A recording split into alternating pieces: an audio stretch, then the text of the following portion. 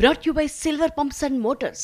Top quality और consistent performance के लिए सिर्फ सिल्वर पंप्स नाम याद रखना.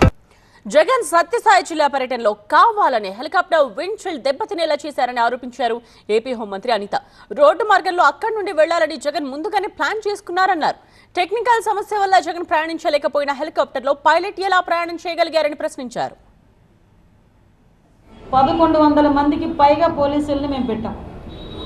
1100 మంది పోలీసుల్ని ఎస్పెషల్లీ హెలీప్యాడ్లోనే దగ్గర 250 మందికి పైగా పోలీసులను కూడా మేము పెట్టుకున్నాం.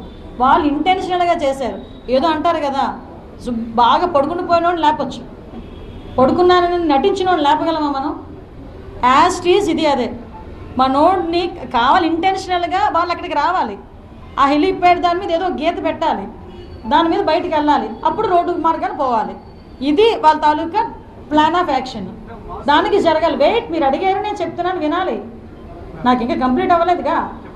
సో ఇప్పుడు మీరు ఏదైనా జరగరాంది ఏదైనా జరిగితే అన్నారు. జరగరాంది ఏదైనా జరిగితానో ఏదో చిన్న గీత పడినందుకు నేను రోడ్డు మార్గాన్ని వెళ్తానంటే మేము ఓకే చేశాం కదా. ఇక్కడ అర్థం చేసుకోవాల్సింది ప్రజలైనా మీరైనా అర్థం చేసుకోవాల్సింది, మరి ఒక విఐపి జగన్మోహన్ రెడ్డి ఆ చాపర్లో వెళ్ళేదానికి టెక్నికల్ ప్రాబ్లం వచ్చింది, ఎక్కడేం జరుగుతుందో తెలీదు, నేను చేతులు ఎత్తేసానని పైలట్ చెప్పాడని మీరు చెప్పారు. దాన్ని మేము యాక్సెప్ట్ చేసి పంపించాం. మరి ఆ హెలికాప్టర్ అలా డిసైడ్ అయిన 10 నిమిషాలకి ఎలాగ టేకాఫ్ అయింది? మరి ఆ ప్రాణభయం ఆ పైలట్కి ఉండదా? ఒకసారి మీరు ఆలోచన చేసుకోండి, ఇందులో ఏం జరుగుతుంది అన్నది.